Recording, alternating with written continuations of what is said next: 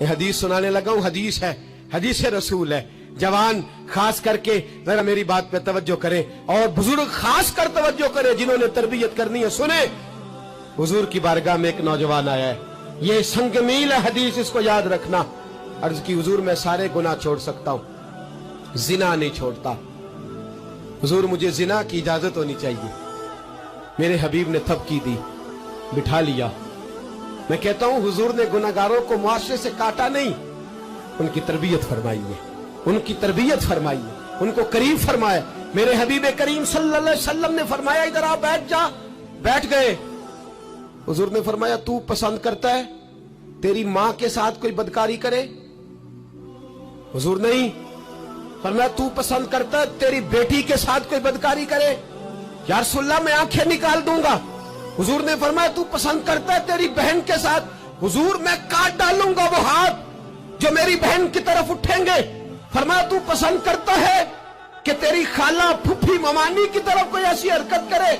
हुजूर मैं काट के रख दूंगा उन लोगों को जो बात भी करेंगे।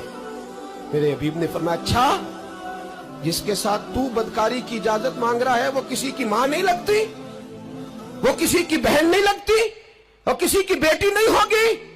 याद रखे, मुल्ला जलालुद्दीन रूमी 1, इमाम गजाली 2, आला हजरत फाजले बरेलवी 3 फरमाते हैं जो गंद के साथ दूसरे घर में ताड़ता है वो अपने घर की खैर मना ले। जो गंदी नजर दूसरों पर रखता है वो अपने घर की खैर मना ले। इसलिए कि जो जुर्म वो किसी के खाते में डालेगा वो सजा बन के उसके घर की तरफ लौटा दिया जाएगा। जो बदकारी वो किसी के खाते में डालेगा वो सजा बन के अल्लाह उसके घर की तरफ लौटा देगा।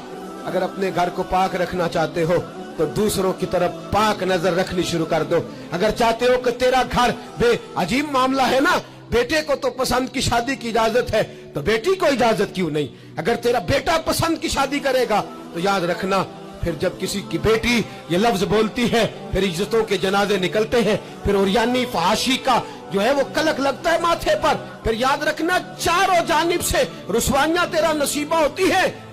अगर तू बेटी को रोकना चाहता है तो बेटे का हाथ पकड़।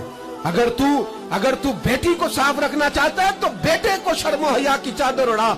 अगर तू बेटियों के किरदार की हिफाजत करना चाहता है तो पहले बेटे को पाबंद शरीयत बना।